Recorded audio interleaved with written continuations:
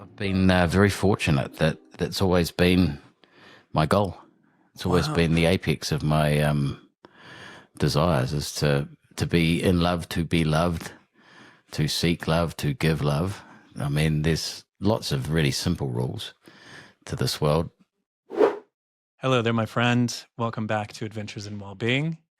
Today, I am joined by the man who holds the record for most tries in a single game of rugby, the creator of the beloved Charlie's Juice here in New Zealand, and the instigator of National Nude Day. Now, if that doesn't hook you, I don't know what will. And if you haven't guessed it yet, we will be speaking to the legendary Marc Ellis, former All Black, entrepreneur, and all-around curious soul.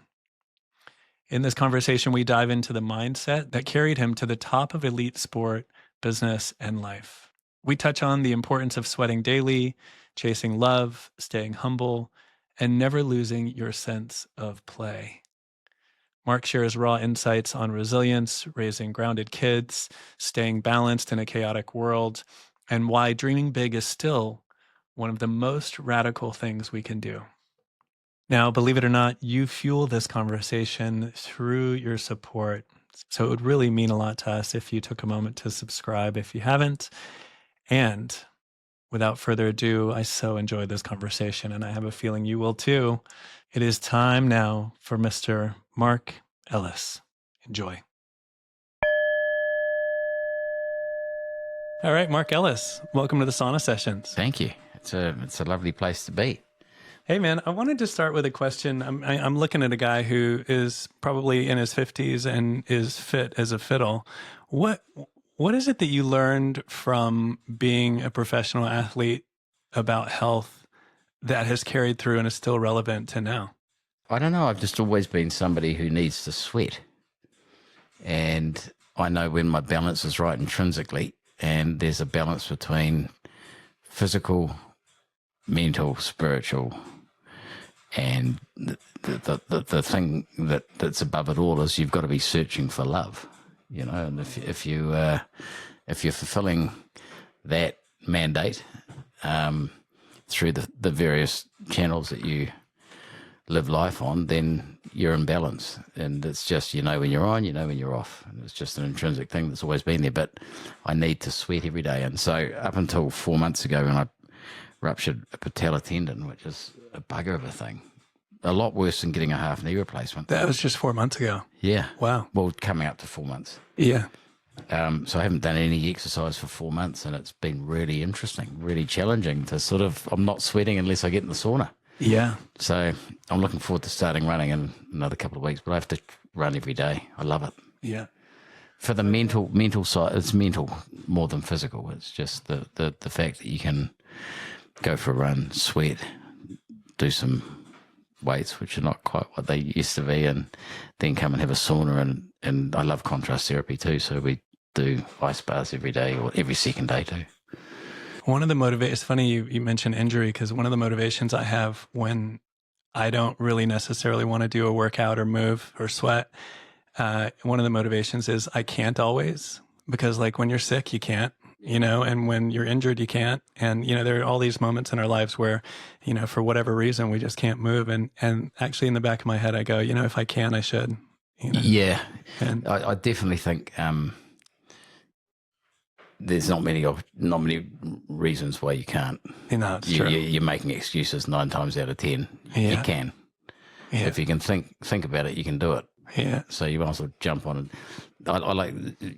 I've been on some of those tears where you get up to 100 days in the row of exercise and you feel good about it. It's neither here nor there. It's all about how you feel inside. And you mentioned something there that was quite interesting, that as long as you're pursuing love, did you have that when you were young, or is that something that's evolved? No, I've been very fortunate that that's always been my goal. It's always been the apex of my desires, is to be in love, you know. Yeah. To be in love, to be loved, to seek love, to give love. I mean, there's lots of really simple rules to this world. firstly, chase love. That's the number one thing to chase. If you're in pursuit of it, or you're in receipt of it, you're winning. And the second easy rule is the more you give, the more you get. Now that one's hard for people to comprehend. They often think, no, what's mine is mine, and what's yours is mine if I can get my hands on it, type thing. But the more you give, the more you get. Almost immediately, eh? Guaranteed. Guaranteed. So be generous of spirit. Be generous of spirit, be light of spirit, seek love.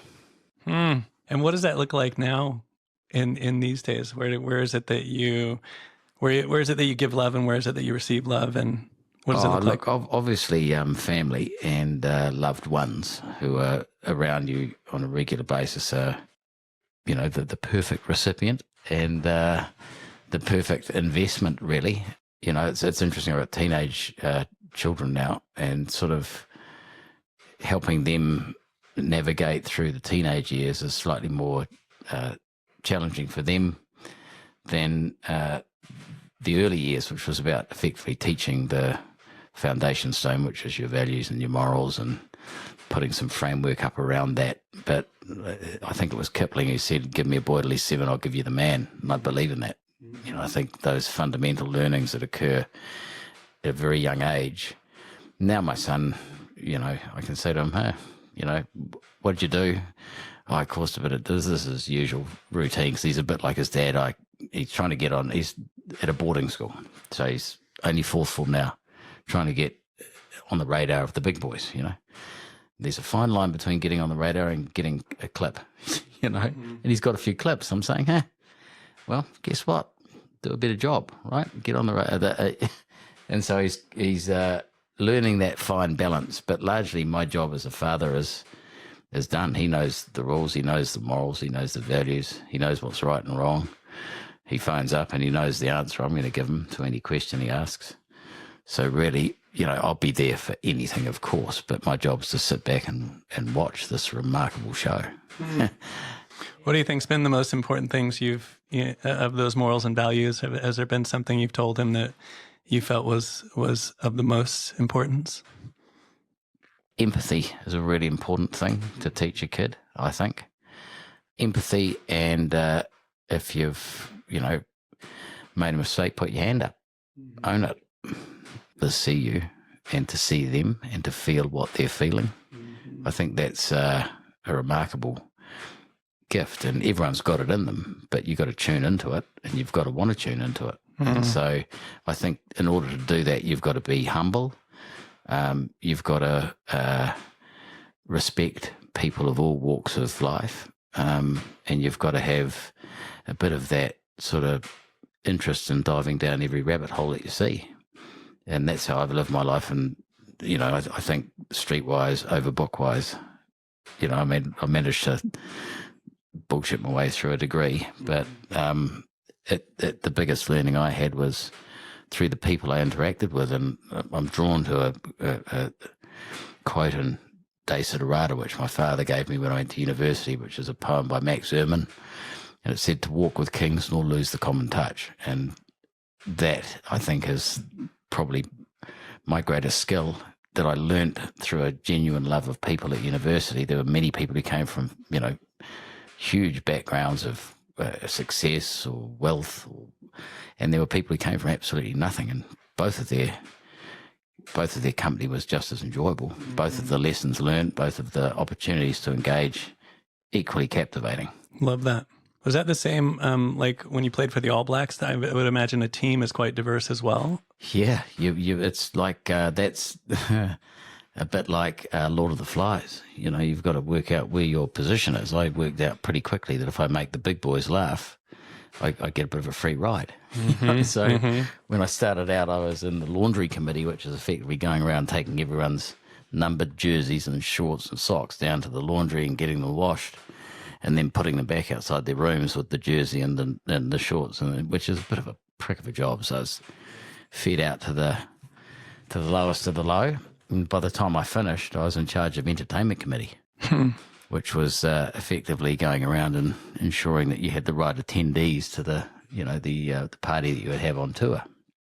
So that was a high level of responsibility. And So every player on the team, of course, has their kind of, kind of professional, position or whatever. But then you also had all these other. yeah, the off-field positions, of what roles you played within the group. Like there's the music committee, which were, the Brown brothers, which back then you could say, they were Brown and they were our brothers. But the Maori boys typically can play music a bit better than the Anglo-Saxons. For sure. And have a natural ability to dance and sing, all of which we're, enormously jealous of. But they were in charge of music. Then you had, there were probably, everyone had a job. I think the captain was the only one who didn't have to do anything. Man, as an American coming into New Zealand, I have this memory. I arrived in 2010 and I got invited to one of the final matches, All Blacks Australia. As somebody who had never really watched rugby, and I still remember the haka, man.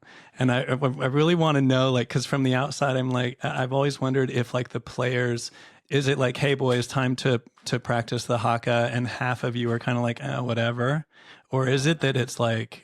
No, everyone's enormously proud to practice the haka, and I think every New Zealander is incredibly proud of their Maori heritage and culture. Yeah.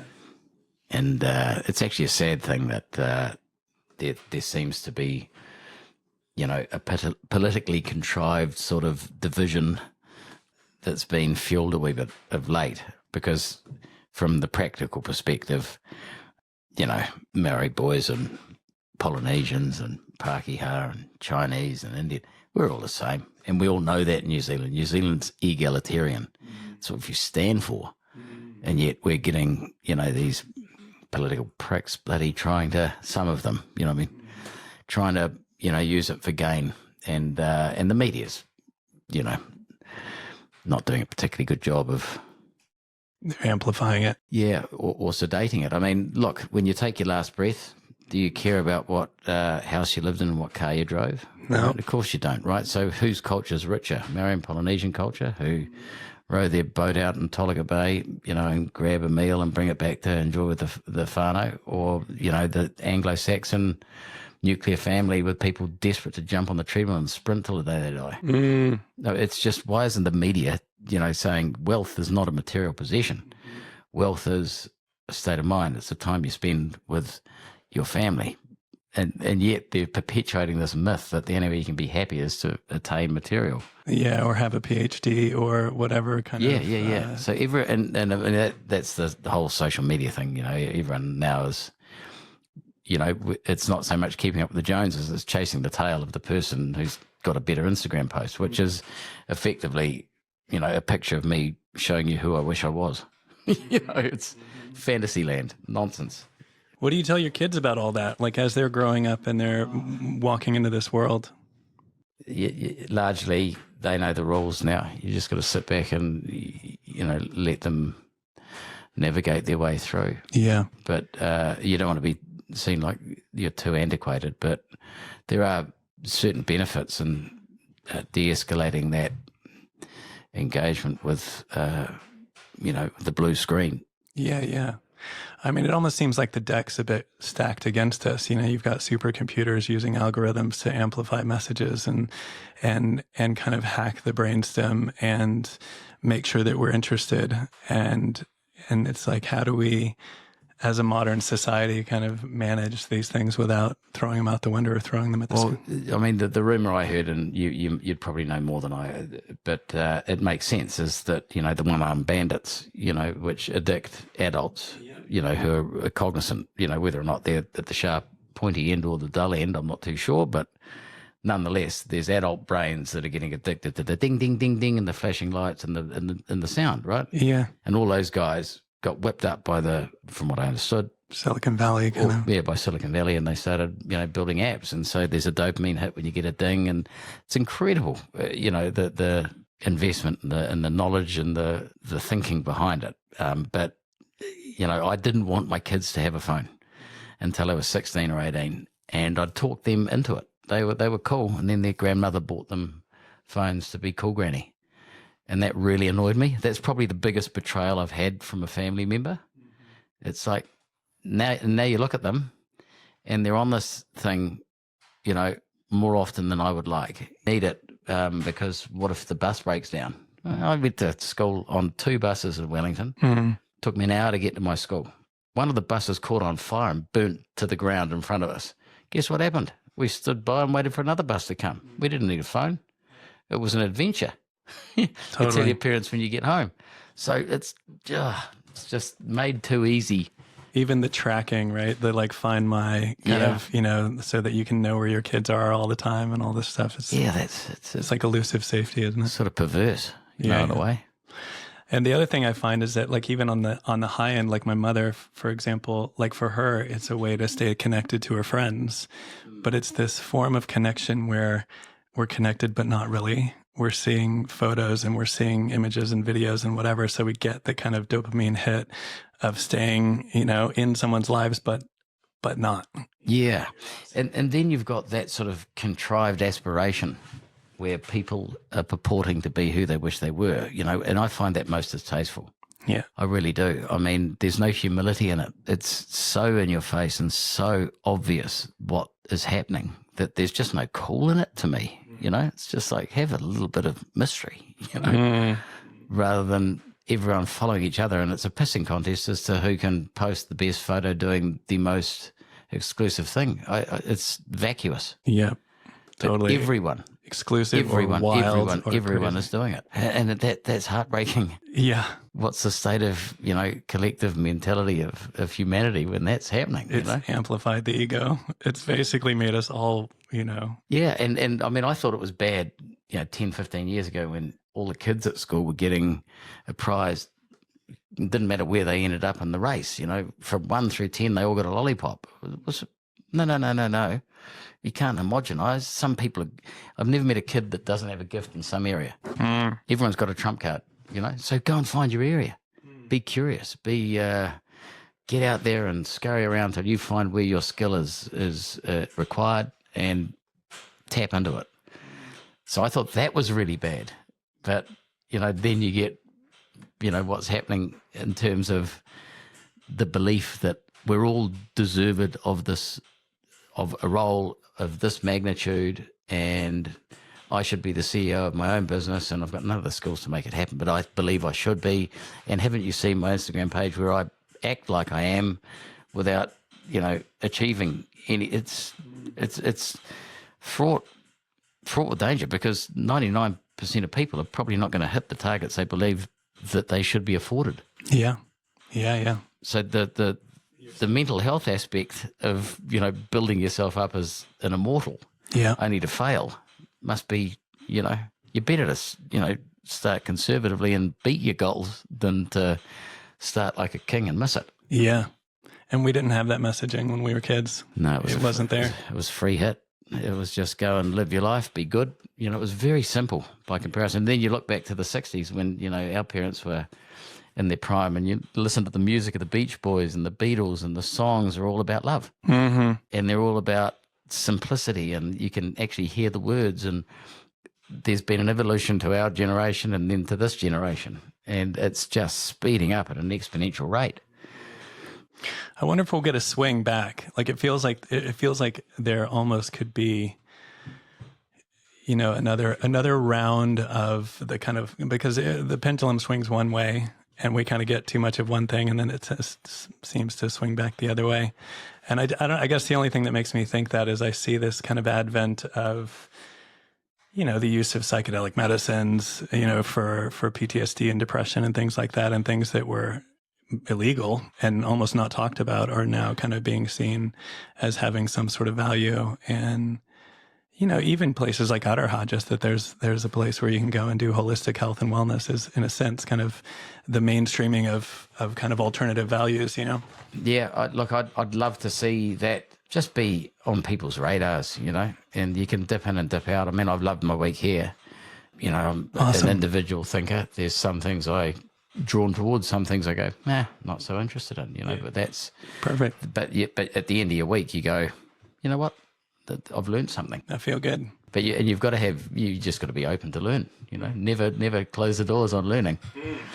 Man, I saw this clip of you from How the Other Half Lives, I think it was called. And you went and you joined some The Hare Krishnas. Yeah. And I've really kind of put myself in your shoes, as a public figure already, and yet willing to really kind of step out of your comfort zone and try something different. Well, no, I love that community. They're good people. And Carla, who runs the Hare Krishna temple in Riverhead, I think it is, West Auckland, in any event. He's a hell of a nice guy, very inspirational man. And I just love their way. They're very peaceful, and, it takes a bit of imagination to get your head around a higher being of any variety, But for me, I quite like their one as opposed to the one that's been pushed by the Catholic Church. That's, the most successful business in the world. I don't know. I'm a bit of a skeptic in a way. I've got to be convinced in order to believe. I just don't join the line and clap the cymbals. But willing to try, which is the cool thing, because sure. I think in order to really continue learning in this life, we have to be willing to be uncomfortable and to be in a space we've never been in and doing something we've never done. And well, yeah, the moment you stop that, you might as well curl your toes. I mean, I'm Curious George. I want to go down every rabbit hole I see. I don't poke my head in. I dive down as far as I can. Yeah, I love it. I get that about you, actually. And the other thing I really noticed is it's this curiosity paired with playfulness, which I really like, and that you've kept it, into your adult years. I think that's. It's funny. I don't know. Was it here when we were talking about, your spirit? And I'm an 8-year-old kid, and I've just got an older body, but I try and keep the body capable of doing what an 8-year-old kid would, because that then allows me to convince myself I'm still 8. Yeah, amen. But you got to have fun, and you've got to be light on this earth. Have there been moments? I imagine you've lived, quite a charmed life, but a hardworking and professional life, but also one where you've been afforded the chance to have experiences that many people haven't here and around the world. Have there been particular highlights where you had experiences that really shifted things? I feel very fortunate to have. We worked on a campaign. We pitched some business to Toyota globally, and we won this campaign in Ad World to do a sort of a Gen Z online campaign globally. So we spent a fair bit of time in Japan, and I just love the Japanese culture. I love the way that they, from previous life and beverage, the way that they present a product. The labeling, the minimalism, the everything is considered, and the packaging formats are beautiful, and the product, the consistency, and the production values. It's a compelling place for me. And I recall before I went over with work, we'd gone over to do a show over there, and we went into a Buddhist retreat in a forest, and they said, "Okay, today we're going to teach you." This is just one anecdote, but. Today we're going to teach you, the beauty of air, one of the elements of air, right? And so they locked us in a room. They started a fire in the room, and it was just filled with smoke. And we had to sit there for like 15 minutes, literally choking and vomiting. Wow. And then when you came out, they said, "Now breathe." And you breathe in, and that is what fresh air smells like. Mm. And I thought that was a beautiful process. I mean, I don't know how PC it was. I mean, you're gasping on, but it was wood. It wasn't like obviously it wasn't a bad smoke, but wow, that experience was, and they kept you in there until you were gagging and vomiting, your eyes were watering, and you it was almost close to blacking out. Wow. Then pulled you out and opened you to the world.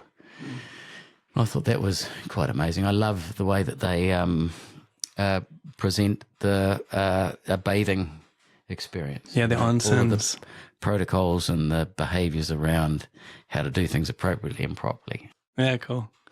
Do you think that because obviously in order to perform at the level you did in sport, there's something there you were touching on, like with the product and the detail and is there a connection between the two, between excellence in sport and excellence in I think you intrinsically know where you're competitive and where you have a skill set that's superior and where it's inferior. Like, it's a tough thing to mark Jonah Lomu because I'm not going to beat him physically. He's as fast, if not faster than me.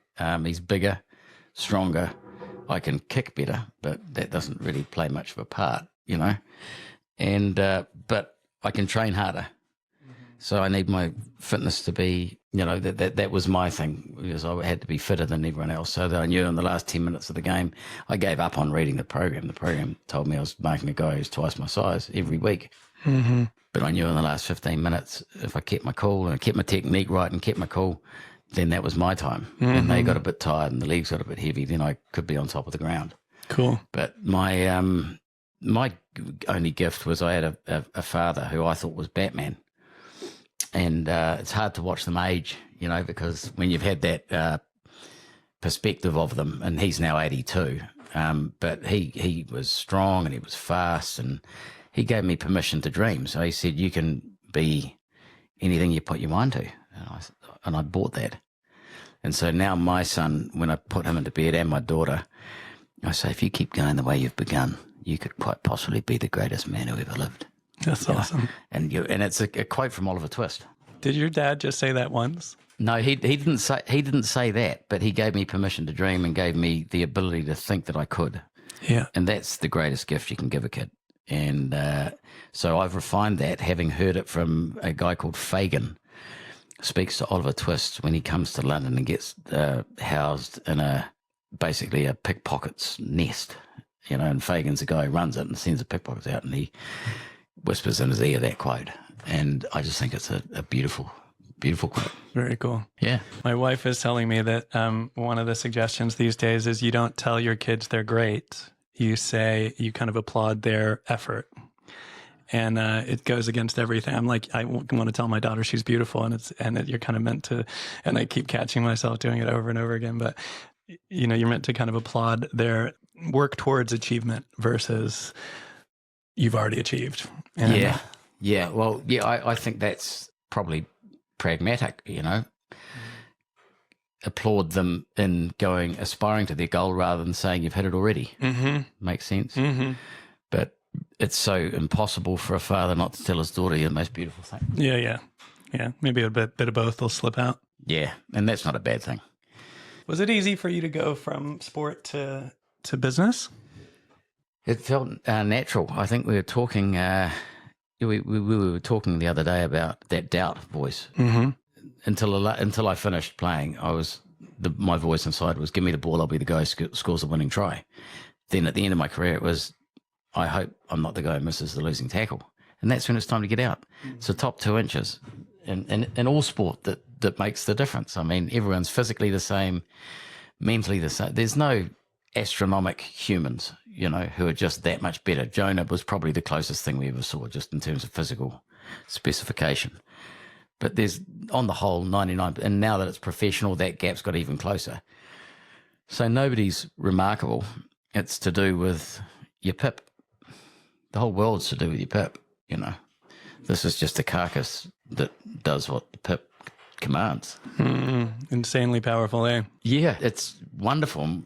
If you can tap that, and that's doffing the hat, that's what this place is cool about. It just sort of gives you a bit of a chance to go inside and work out, what things spin your wheel, and everyone's different. You got to embrace that. That's a beautiful thing. But so there's no uniformity of opinion, but we had the Sydney Roosters come out, and I did some work with them, and I really was surprised, actually, that athletes are doing the internal work. Like, that just seems to be something that's at least these days. I also heard a friend of mine is a yin meditation teacher, and she guides football teams at night. It's kind of optional, but you do your workouts, you do your kind of hard stuff. And then they turn down the lights and they light some candles, and this beautiful girl comes in and kind of talks you through some yin poses and meditation and, proper restorative practice, I'm putting my hand up for that. Yeah, right. Totally. I know.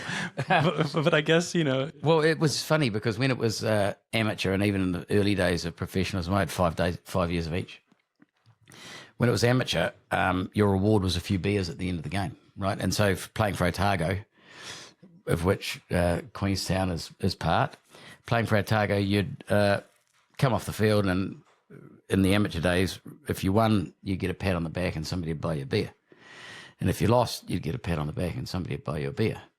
And that was our mental respite, right? For the week of hard training and the pressure of playing in front of 30,000 people and the expectation of you'd have a few beers and just have a laugh. And that was Release the pressure. Release the pressure. These days, in professionalism, the training days are full of 101 things, from stretches to video analysis to psychology sessions it seems like every Tom, Dick and Harry's jumped on the bandwagon and convinced the authoritative bodies that this is what must happen. If they don't, you're going to be behind the eight ball. And so it's a job. So in my mind, you've either got to be so intelligent that you can switch off or so dumb that you're not turned on.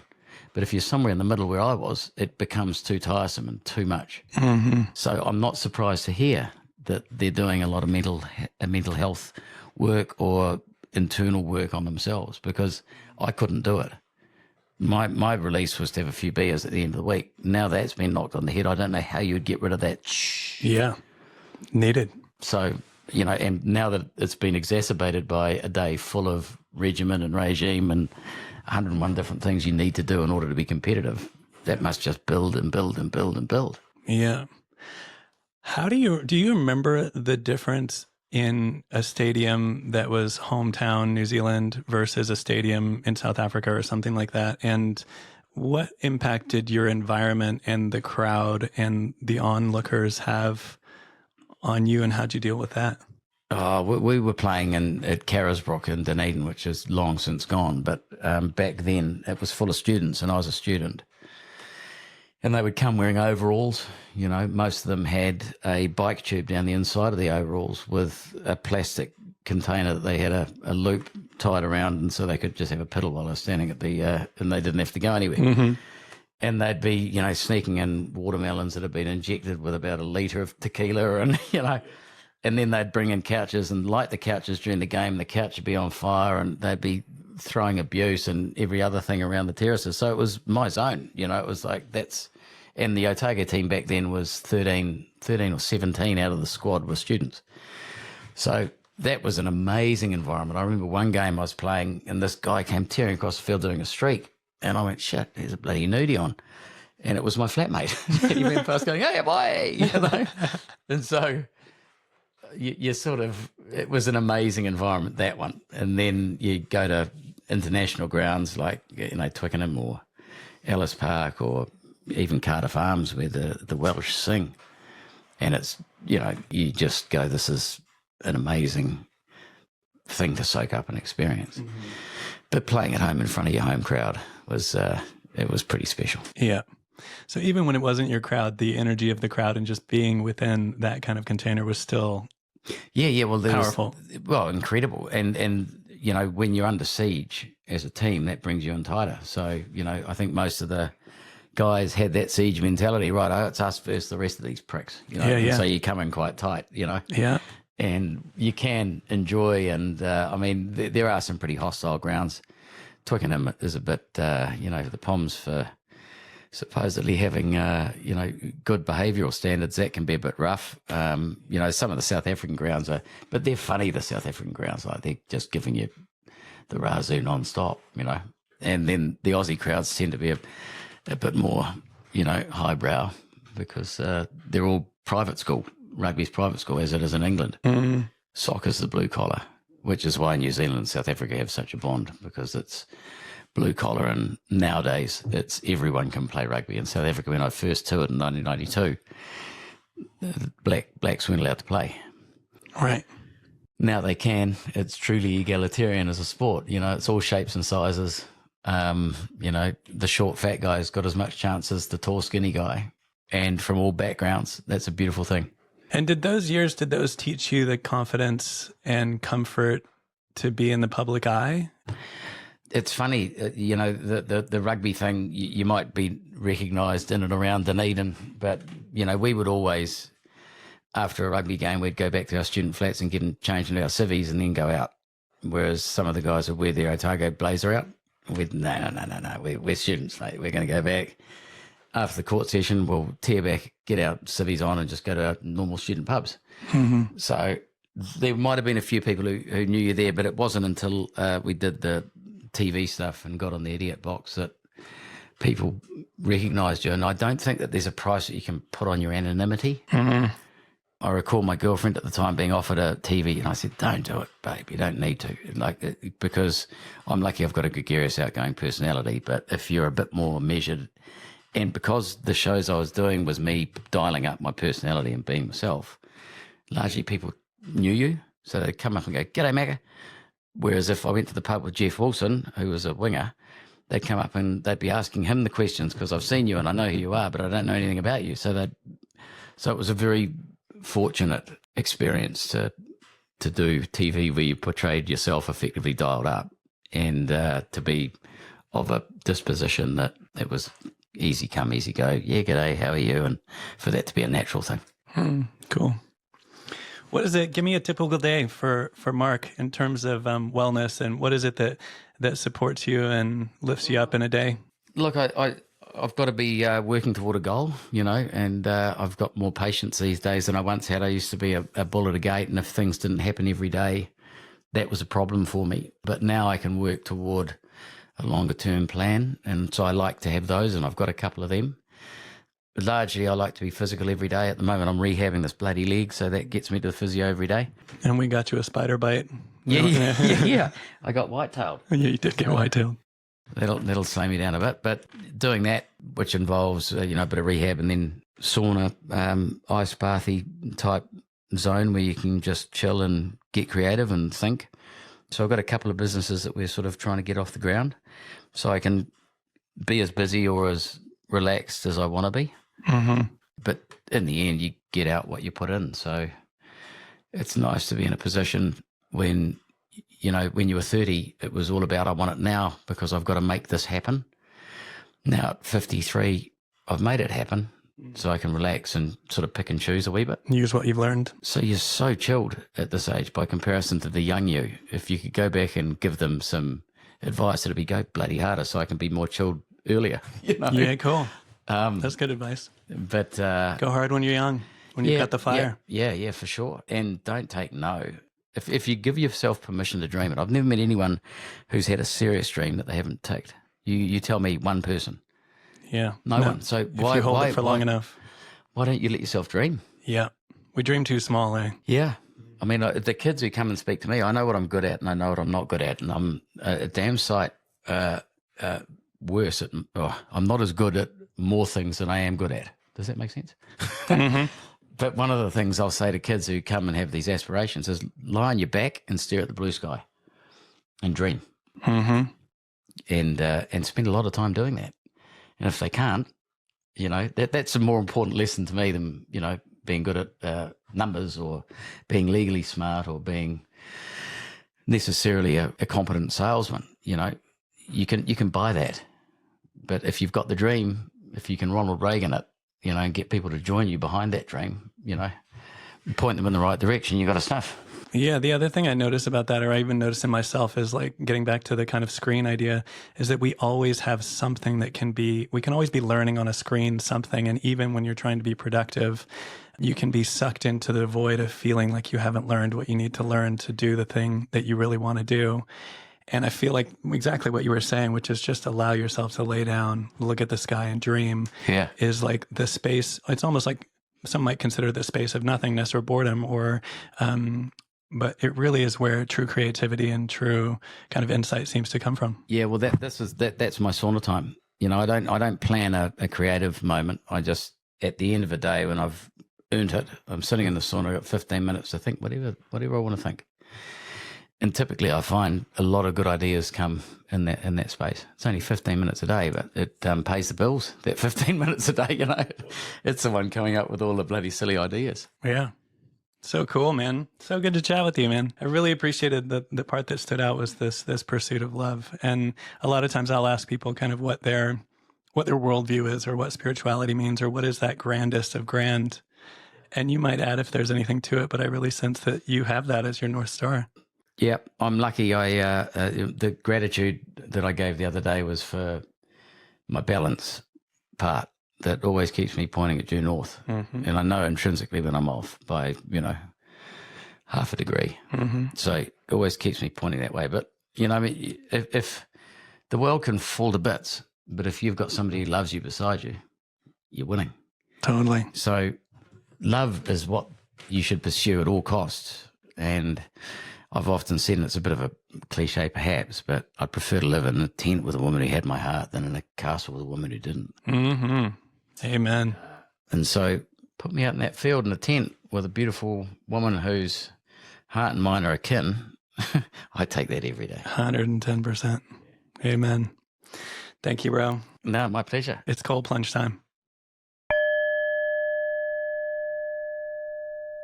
Thanks for tuning in to the Adventures in Wellbeing podcast. As always, for more conversations like this and to explore the home of the Adventures in Wellbeing, head over to our homepage at aro-ha.com. That's aro-ha.com. There you'll find show notes and links and often little treats that are left by our guests. We'll see you next time.